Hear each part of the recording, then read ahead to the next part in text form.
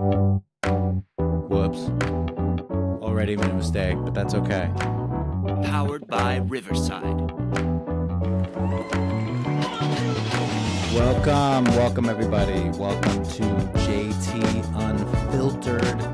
I am your host, Jonathan Tager, real estate broker here in New York City.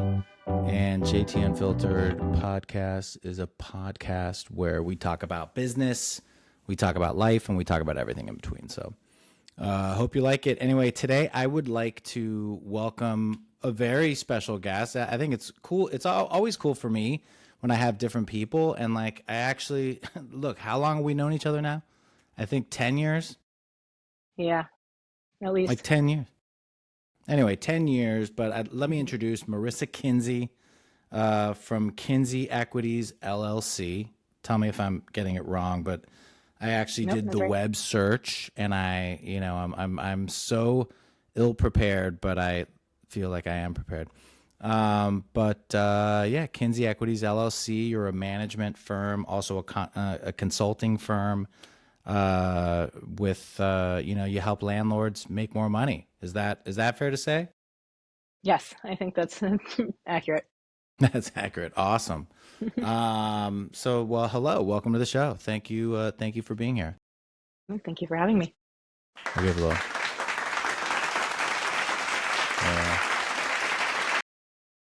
Cool. So let's get into it. I guess like my first question is, right, because like I checked you up on LinkedIn, right, and I was like, all right, that's like today's background, right? So and I saw you went to Wake Forest. So what did you originally go to college for? I'm just curious. I mean, a totally weird question to start out the gate. Well, it's going to be a weird answer. I majored in religion and Spanish. Religion and Spanish. Okay, see, I love this, right? That's like real estate, I think, is like, if you asked everyone in real estate, I bet you like 50% would say exactly like what you just said, right? Like, religion and Spanish. So, yeah, what did you originally want to be with that?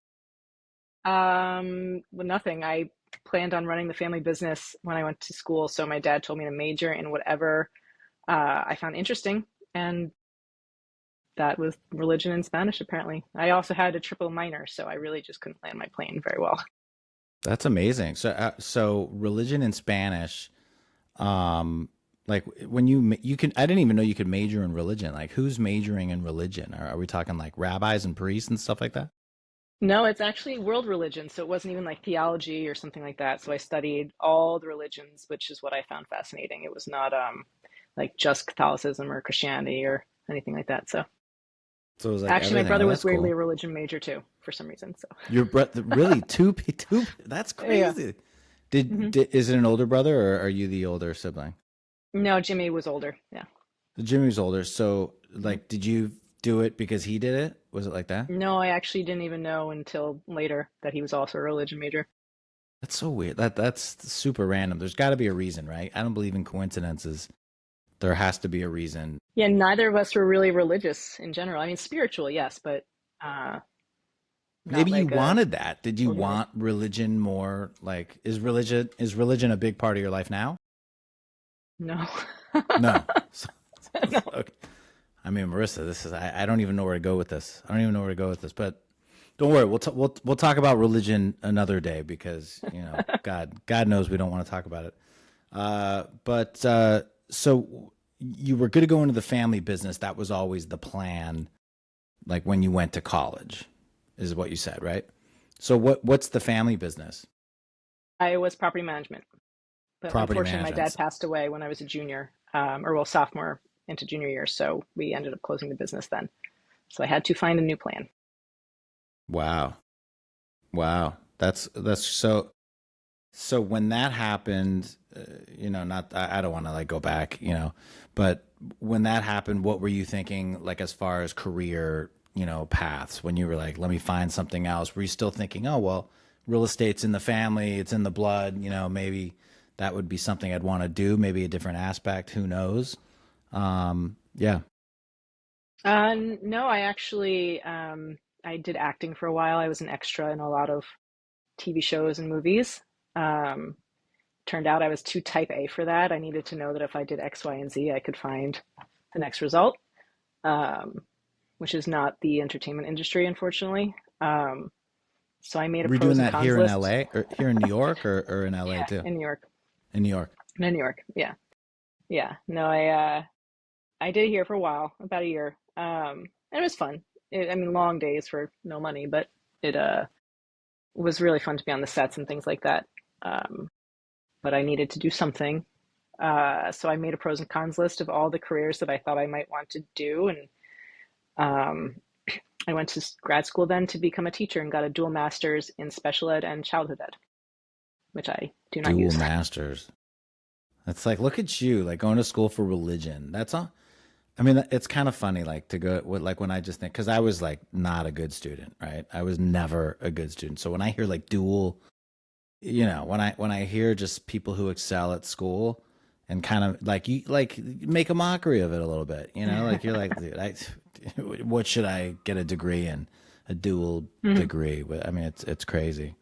So yeah, so how did you come back to property management? With that was when you said it was enough with the acting. Were you like, all right, I need something else?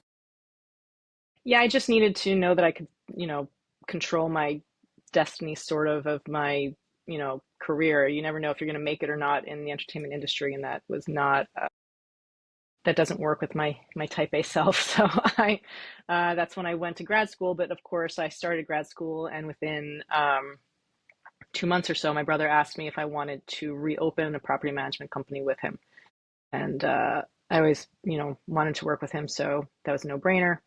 I graduated, finished my master's, and then while working with him at the same time. So when you guys would, how far apart are you guys in age? 7.5 years. 7.5 years. So like when he said to you, hey, let's open up a property management group, was it like the two of you in an office? Let's get some clients. Like how did that work? Like kind of what does that look like? Or what did Well, that look like? fortunately, we rented an office space out of an attorney. Yeah, we got an office space from an attorney friend of ours, so it was easy to have just like a little space. And then we actually were able to take back clients that my dad had, who had found other, places in the meantime, the 2 or so years that between Kinsey Corporate and Kinsey Equities. Um, so we had some to start, not a lot, and then we kept growing and growing, and here I am today. And here I am today. Hmm. How many, I mean, tell most people don't even understand, right? It depends where you are. In New York, real estate is such a unicorn, right? So we were saying last week, it's funny, like I was at the Inman conference and all the vendors there were selling a product that basically looped into the MLS.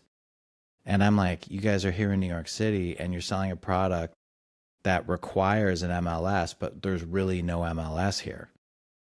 So I mean, just saying, New York is such a unicorn. So like, tell us like back then when you and your brother were like, okay, hey, let's start this and do this. How many buildings or how many you want to say doors? Let's say doors instead of buildings. How many apartments did you have then, as opposed to how many apartments are you managing now? We started probably with about, I'd say about 100 units, give or take. And property management is so cyclical, it ebbs and flows like crazy. So, throughout the tenure of Kinsey Equities, um, we went from, Do the people 10 fire you, buildings with 100 Marissa? units. Sorry, not to cut you off. Do people fire you? Like, do you get fired? Um, Sometimes and sometimes it's just not a right fit. The majority of the time when my management ends is because the building's sold and the owner has their own in-house property manager and they just don't need us. Yeah. Um, that's So generally it's when it not. So it's transitions. just like we don't need you anymore. Yeah, yeah. It's not. Yeah, It's not. yeah. We It's hate you. I think Don't there's only been ever call me again. no, I think I only had two of those actually ever, and they were both condo units, and it was spearheaded by the same individual who just didn't like me, and we did not get along, and he basically got the board on board with transitioning away from us, which was fine. It actually ended up being a blessing. But that was, I think, the only times that I actually was like, no, we don't like you. Go away. Oh God. I mean, yeah. No, I get it. Sometimes it's for the. I mean, honestly, it's always for the best, probably. You know. Yeah, no, that case definitely was. I mean, this owner in this condo building was a very, very difficult individual. So I was not upset to lose that. Yeah, like it's okay. This one, I'll get over hmm this one. So you went Yeah, from 100 yeah. doors to how many do you have today? I'm at about 450 now, and I just did lose a bunch because there were a bunch of sales recently, and the owners have their own property management companies. So The we're new actually about owners have. 100 down from where we were. Yeah. So when they sell, do you see like a lot of people, like a lot of the landlords that you represent right now, are they selling their portfolios and then what, throwing the money into the market or something else, or they're not doing 1031s with that? Some are doing 1031s. A lot of my owners, also some of them are, from my dad's time, so they are older at this point, and they're just kind of checking out and moving to Florida, and you know, that's it. Yeah, They're done with New York. So we're done. that's been actually Yeah. a big case. Yeah, There's been a lot of those lately. Yeah. yeah, yeah, yeah. They're just, I mean, between the rules in the city and the way they make it hard for landlords, the older owners just don't want to do it anymore, and they're just kind of checking out. Yeah, it's not easy. It's not easy with all these rules. What do you think? I mean, with all these Mm-mm. changes, I mean, it's God, it's like every year. I mean, what do you think the future of New York City real estate is? I mean, let's talk the immediate future, like the next, the Mamdani years, right? What do you foresee for the next 4 years? I think And we that have a in the very multifamily market, uphill battle. it's a Yeah, big yeah. In uphill the battle. multifamily market, I think we have a really, really, yeah, it's going to be problematic, I think. I mean, especially if some of these rent regulation rules go through, and ever since the HITSPA and, the deregulation issues changed, it's been very difficult for landlords and owners to make money on some of these properties, and you're seeing. I do a lot of foreclosure and deed in lieu work, and I'm seeing that recycling back to where it used to be, back in, like, I think it was like 2008, give or take. And then it recycled again, where all these foreclosures are just coming through because people are just letting their buildings, like, Dwindle. go to crap, basically. Yeah. Yeah, because they don't want to spend the money on it, because why should they put all the money in if they can't raise rents, they can't, uphold, and I tenants mean, don't care, why? tenants don't pay. I don't get it because it's like, you look at it from year to year. I've been doing this 25 years now, right? And you see it. It's constantly going like this. But, at the end of the day, there's never enough inventory, right? It's like we can change all these little laws and we can do all these things. We can make margins tighter for landlords, which we're doing, all these things. We can make landlords pay for broker fees, whatever we want to do. At the end of the day, there's only so many apartments and there's so many people and there's only so many apartments at a certain price point. There's even less at certain price points, right? So it's like at the end of the day, what's the solution, right? What do you think the solution is to New York City's Yeah, I mean, housing shortage? I appreciate that we need a cap on some rents. I do get that we cannot just continue exponentially increasing rents across the board. I get that we need affordable housing, but they can't just cut us off at the knees and then continue raising taxes and raising utilities and expecting us to pay, for all the local law inspections that we have to do and the bed bug inspections and all these filings that we have to do annually, which costs landlords a lot of money. And if we don't do it, then we get fined a lot of money. There has to be a little bit more of a give and take. I appreciate that we need affordability, but also then, like, you can't tell me I've got to pay a bazillion dollars and all these other things without ever being able to increase my income. And then also it's unfair to the deregulated tenants, because then landlords obviously then try to gouge them and raise their rent as much as possible to offset any of these lower rent stabilized tenants or the expenses. So I don't know, I think it creates a much bigger margin, and it's the opposite of what they really should be doing. So it's like, what is the solution, right? You're mayor, right? Let's say we elect Marisa to Hmm. be mayor. How do you solve this? What is your platform to turn housing around in New York City? Well, I think there Not definitely not needs to to put you on be. the spot or anything. Well, I'm definitely not a politician, so Yeah. I would fail there for sure. I hope not. Um, Well, that's good. That's a good thing. I mean, I definitely don't think they can freeze rents. That conversation is nonsense and should be Yeah. thrown out immediately because It's that's that's like the just dumbest thing, right? Isn't that the dumbest it's comment? not that's not logical. It's just it doesn't work for anybody. It's not feasible, Um, and it's also what you're gonna freeze rent on like what 2% of the rents. I mean, it's like anyway, it's so stupid it doesn't even make sense. But okay, it makes a great headline though, doesn't it? yes, it does for sure. Yeah, Everyone wants to jump on board with that, but it hopefully that never comes to fruition. I think they need to continue with the rent stabilized increases that they pass each year through the RGB. I think that makes sense and that's appropriate, and it's a controlled increase for those tenants. I would bring back deregulation. I think the fact that some of these units are now stuck, at $600, $700 forever and ever, it's causing warehousing, which landlords are just not renting them because why are they going to re-rent for $700 if they can wait out and see if maybe it all changes one day, or yeah. they stick a family member in there paying more off the books or something like that.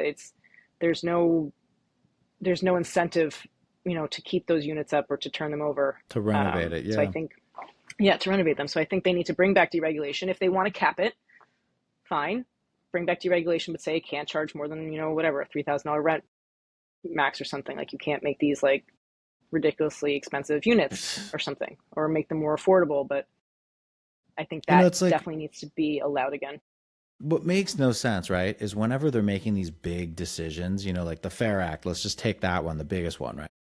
Where they now renters don't have to pay broker fees. That's fantastic, but landlords are just baking it into the rent, so it really didn't matter. And guess what? Year two, you're paying that broker fee again, so it's actually costing renters more money. But okay, it is what it is. Maybe it helps with understanding who's paying who and so forth. I mean, okay, I guess so. But who did we really help with that law, right? It was almost like the politicians told the community that, hey, we're going to change this law because we're going to help low income New Yorkers. Okay. But how did it help low income New Yorkers? It didn't. It just didn't. Right. Mm-mm. So, and it doesn't. Right. So it's like, why don't they ask for experts? Right. You don't see them using, having consultants. You could take, the CEOs, go get Robert Refkin, to give his opinion, or go get people who know what they're talking about, and let's really actually try to solve things instead of changing these laws that just make it confusing for everyone. And anyway, it's just frustrating how no one actually is trying to solve the issues, right? They're just trying to. I don't know what they're trying to do. I guess they're trying to get elected, right? Because they're Yeah, politicians. they're trying to be You know, popular. yeah. I mean, look, how do people get their news today? I mean, let's be honest. I mean, how do you get your news today? I try to avoid the news, quite honestly, because it's depressing.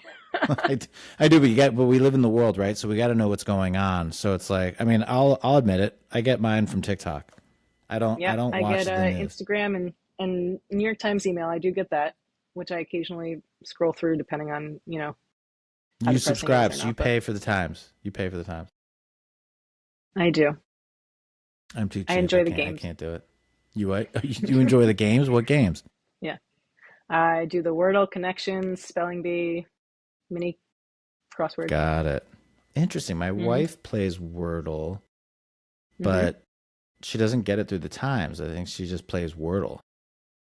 I think you can. I think there's like a free subscription one, but I do it on the New York Times app, and then I have a whole bunch of friends, and we all can see how fast we, solve the problem That we together. Wordle. Do you Hmm. have? You can play someone on Wordle? Like you can like be You like, don't hey, like I play them, but it challenge you. shows like a leaderboard, sort of. Yeah. So like, do you like talk shit with your friends on like, who's better at Wordle? Like, are you like, yo, you're slit. I'm number 3, you're number 7. You're Yeah. slipping type of Like thing. if I solved it in like three questions or three whatever answers, and then they took five, then you know we trash So talk each other. you just it's like, yo, It's I'm the very Wordle. nerdy. You know, I mean, Yeah. it's. I mean, I'm making fun, but at the end of the day, it's hilarious. It's like I had a cousin. I forgot the game, but she like liked playing, and she lives in like Australia, and she was playing some game. One of it might have been Wordle, but I don't think it was Wordle. But it was like one of those games, and she Hmm. was killing me. And like she like was talking so much shit where I'm very competitive, and I was like I couldn't handle it. Like I was like, fuck you. I don't want to like play you anymore. Yeah. You know. Well, that's like the mini. There's like a mini crossword that is also in those New York Times games, and my friend and my cousin always just destroy me in it, and they're always in like they solve it in like 30 seconds, and it takes me like a minute and 30 seconds, and I'm always like, why do I do It's like, this? yeah, exactly. It's like this is no fun. I don't Yeah. like losing. I don't want to play your No. game and No. lose. The best is when you play someone else's game and then you finally beat them. Hmm. Like I've got these two guys I play tennis with, and they've got this like doubles clinic game, and it's their game. Like they invented the game, and we'll play, Yeah. and Yeah. like they always just like they clobber everyone. But like one time I was playing, and I was playing with his son, and his son's really good because he knows the game, right? And we actually won the game, and they were so pissed. Like these guys were like so pissed that we beat them, and it felt so good because I was like, "Look, I finally Hmm. beat you at your game," you know. Anyway, I love, Yeah. you know. Yeah. I don't play tennis, but I play golf. You play golf. You play a lot of Feels golf. good when you beat somebody better than you. Hmm. Hmm. So like when you play golf, you're when you go out with someone, and it's like it's more social game, right? Because it's like you swing and then you're like talking for like 15 minutes or something, right? Unlike tennis, it's Yeah. like Yeah. you talk a little, but it's like Yeah. 90% There's playing no the game. downtime. Yeah, there's more downtime. So like, but it's competitive though. Like if you're playing with two or four, you're trying to beat those people, and they're trying to beat you. Yeah. Generally. Yeah, Yeah. Yeah. I mean, we have a ladies golf in my club, and we every Tuesdays we have competitions and tournaments, and so obviously you want to win because then you win money and you want to where beat you win everybody else. money like because you're betting, or you win money because like they give you money if you win. They give you money if they win through the club. There's like a amount of money that we have to spend and give out, and so we each week there's a winner. Interesting. Yeah, I'm like I'm so bad at golf. I tried it a few times. I'm terrible at golf. So I'm curious. So not so you correct me if I'm wrong. Okay, so you started Kinsey Equities LLC is the management company. Hmm. So that's a Yeah. separate. So that's been going strong now for how many years? 16. 16 years. So that's 16 years. And then the consulting company is a wing of Kinsey Equities LLC, or it's just Sort of. I call it like a sister company. I just started it recently because I see the way the city's going and how management is, and I wanted to have a different avenue of income where I didn't have to maybe necessarily do all of the nitty gritty management that I do on a daily basis. so like your bread and butter client is who? Who says I absolutely need to hire Marisa Kinsey? Oh, it's a variety. I mean, I have clients that are, across the country in Washington State, and they've got assets here. And they just need somebody that can do, monthly field agent visits and things like that. So, they pay me to just basically have someone run through the building, take pictures, write a report up, um, and then, I send it to them, and they can just keep an eye on their assets from Washington State. Um, So that's and then I have others who just need help with leases and stuff. got it. So, but they don't need help with the other management responsibilities, or what do you mean? They just need help with leases? Well, there's some people who just need help with leases because they don't really want to either let go of full management because there's some people, who want to still maintain control, but, Maintain control don't of the really have books. all the tools. Got it. So it's easier than if I just, give them lease templates or feedback on, different tenant issues and things like that. Interesting. So it just depends on the client and how much control they want to relinquish or Yes. not, I guess. I will say, I got to tell you, and like, I don't know, this is a compliment, so I hope it comes out as a compliment, right? But like management being, I would say the management company wing in real estate is the toughest wing. Okay, and I just had this conversation with a landlord buddy of mine for many years, and his management company, who will remain nameless. Okay, I will not mention who they are, is like the worst. He's hands down. I said to him today, and I say it to him every day. I'm like, your management company, okay, like most management companies are just okay, really bad, and terrible, right? Hmm. Of course, not yours, Marissa, Right. is okay, but I'm just saying, is that fair? Like I said, literally, most of them are okay, really bad, or terrible, and I'm like, yours is terrible. All right, so like, and I've already like tried. I've been for 20 years. I'm trying to get him to use someone else, and it's like I mean, it's awful. So I will say, working in management, and it's what's so tough about it. My first job in real estate was like half management, half real estate brokerage.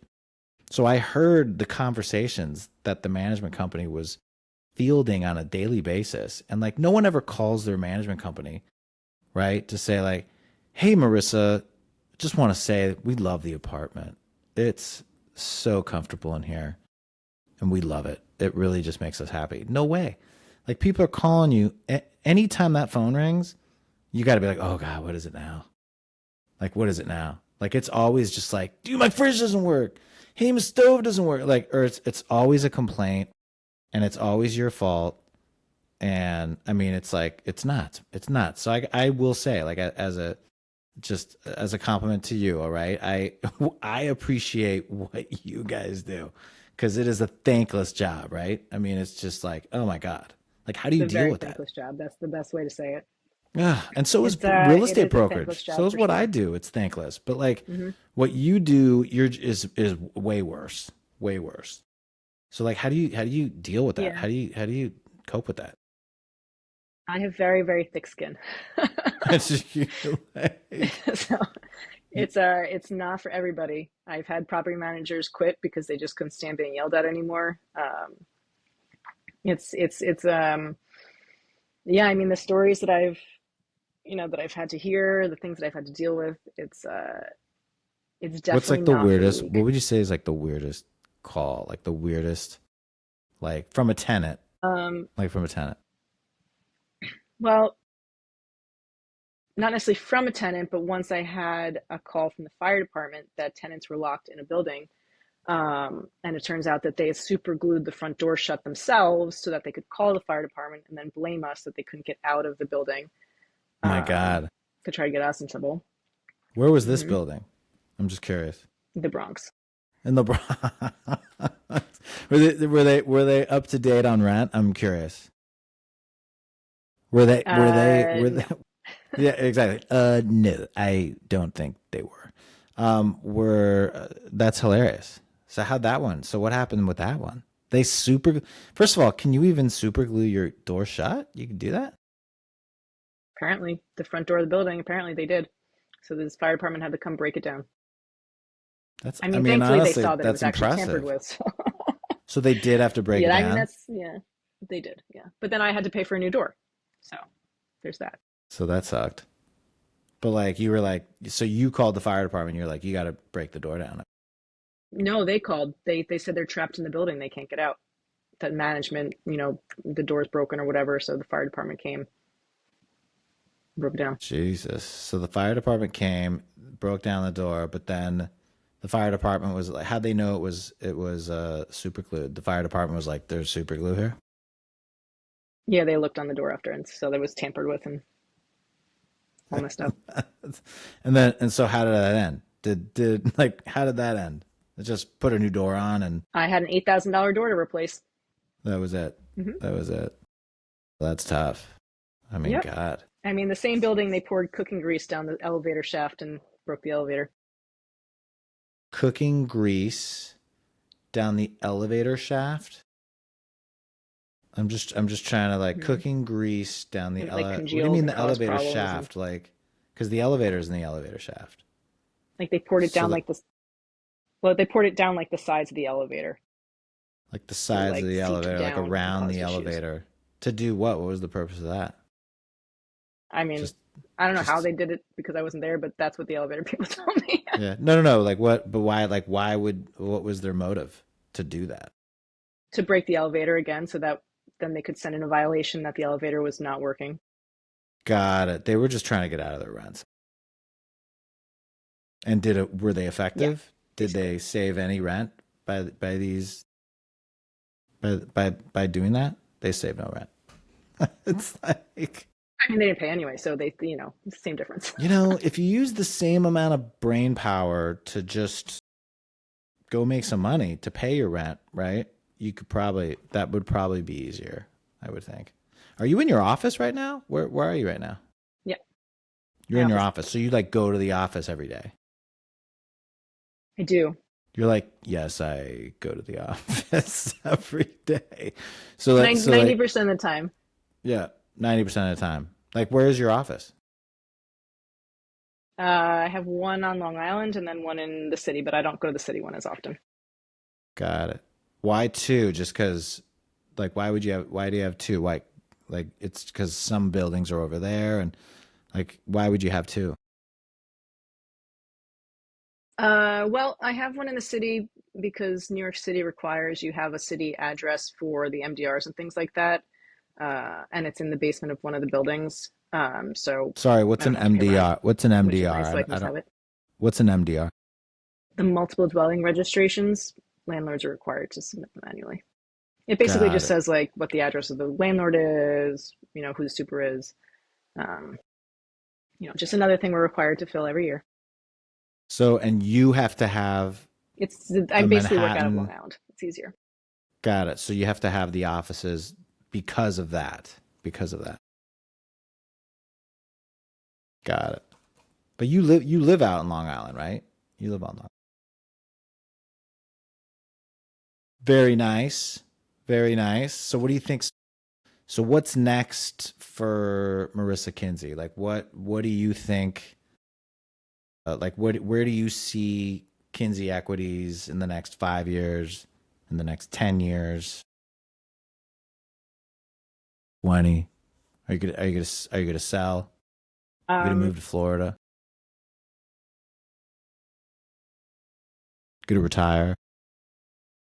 I missed the end of it. You froze a little bit. I'm just joking. I'm just I was like, do we have I didn't know if you were thinking very, very seriously. You were like just I was like, oh, okay. No, it was all No, like frozen. what's the future? What's the future for Marisa Kinsey? What's the future for Kinsey Equities, for, the management? Do you just want to build the management company and the consulting to as many clients as possible?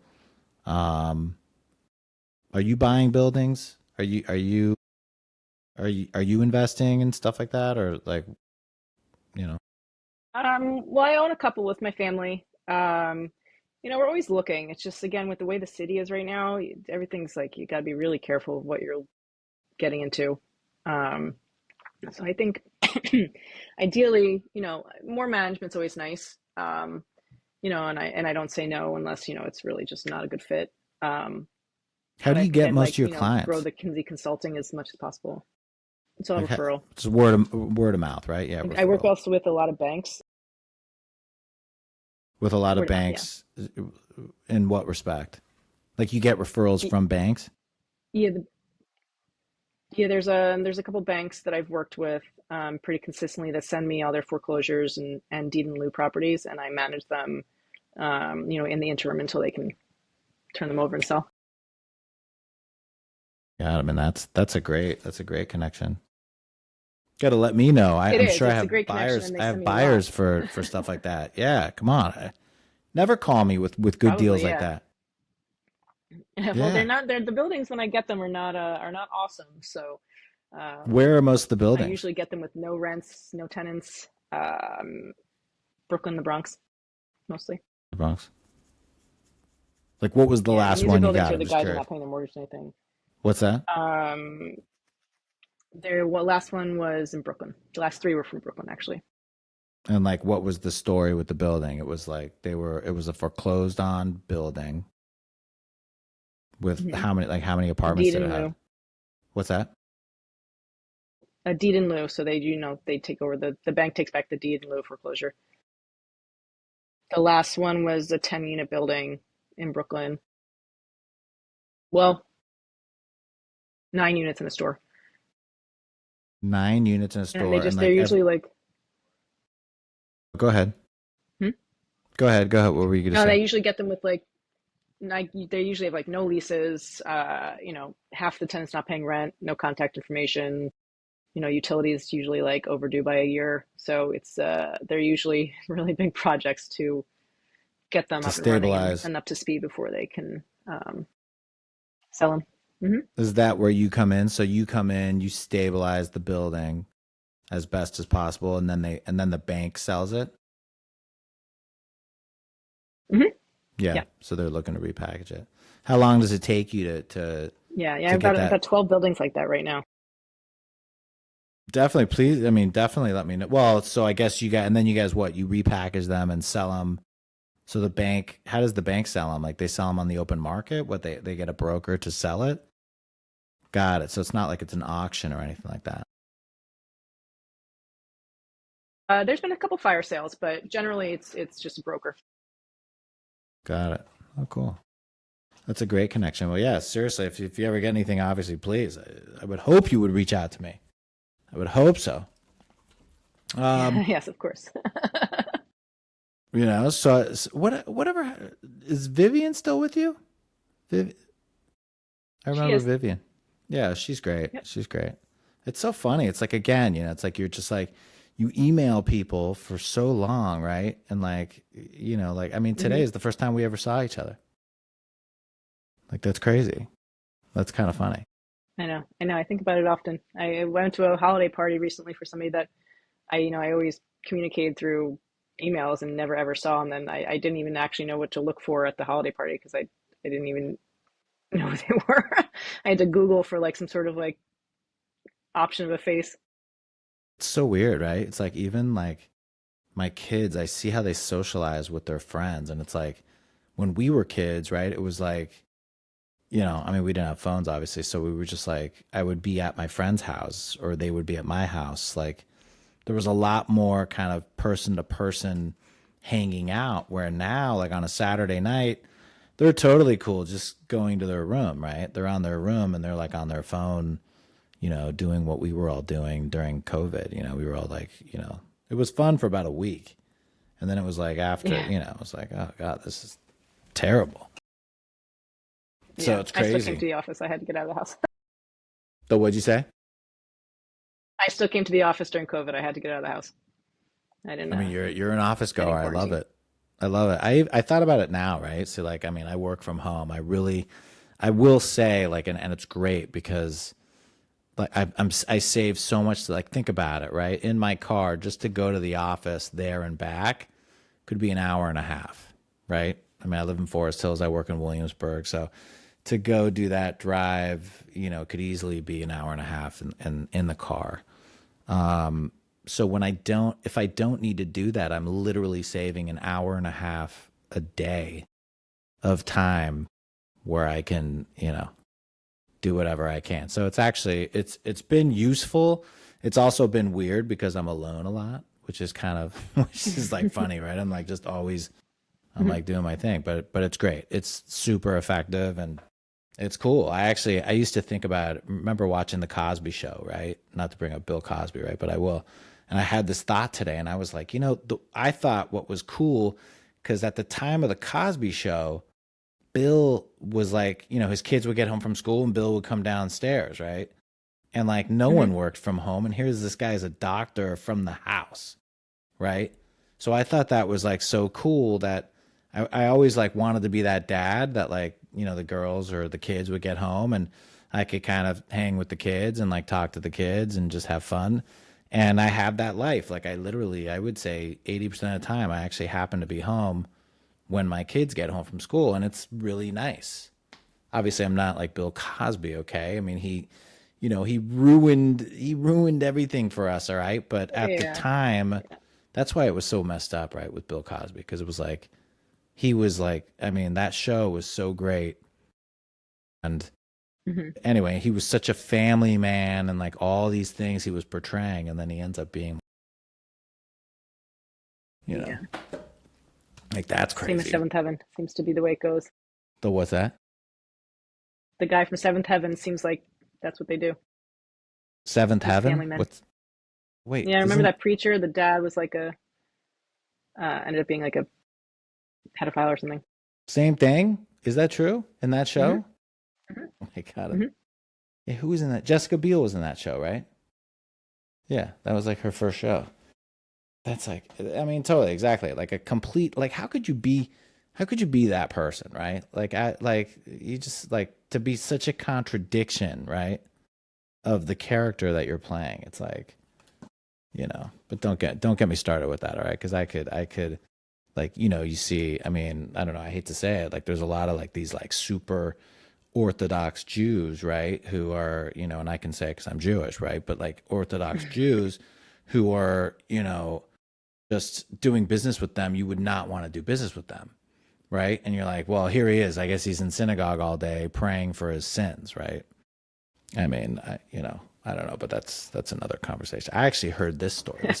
Check this story out. A buddy of mine told me he had a deal and it closed, like it was closing on like Thursday, let's say. They had the final walkthrough on Wednesday, and it turns out like they found out there was a fire 2 doors down or two buildings down. But the owners were like, look, nothing happened over here. This house is totally fine. Come check it out. And they went to the walkthrough and everything looked great at the walkthrough. So they closed, right? It turns out, and they've got video footage from one of the contractors that the house was a mess. And they spent like the evening fixing the house so they could close the next day. They closed everything up. It was like a disaster. Yeah. And they put lipstick on a pig so they could get through the final walkthrough, which they did. And anyway, can you believe that? So it's a disaster. I believe it. Yeah, I believe it. But it's like, so they closed, right? But now, the people found out and there's going to be a big lawsuit. Anyway, it's not good, but I can't believe that happened. But people suck. People suck. Well, look, I don't want to keep you longer. I'm sure you've got tons of fires to put out because No. I see you glancing over on your computer screen. You're probably like, oh God, this could be terrible. But thank you so much, like for coming on the show and for everything. It's great to finally meet you, and this is like a weird way to finally meet you, but it's fantastic. Yes, thank you for having me on. Yeah, absolutely. And look, I expect a call with one of those buildings. Now you have to now. Now I have to. Now I'm stuck. Now you're stuck. Now you're stuck. You have to. You have to. Yeah. Mm-hmm. No, really, I appreciate it, Marisa, and best of luck with Kinsey Equities. I know you'll knock it out of the park. And like I said, I can tell you from my experience, right? You got management companies who are okay, really bad, and terrible. Mm-hmm. I bet you're more than okay. Mm-hmm. So I've rented apartments in your buildings before, and I never got complaints. So so that must be good. So yeah, again, thanks so much for coming. Let me get here we go. Yeah, there we go. We got the song. I love it. Thanks everyone for tuning in to Riverside. JT Unfiltered. Thanks Marisa for coming out. Well, I guess being in the office, but I don't know. You know what I mean. But everyone, I will see you next week with a new episode of JT Unfiltered. Have a good week, guys. See you later.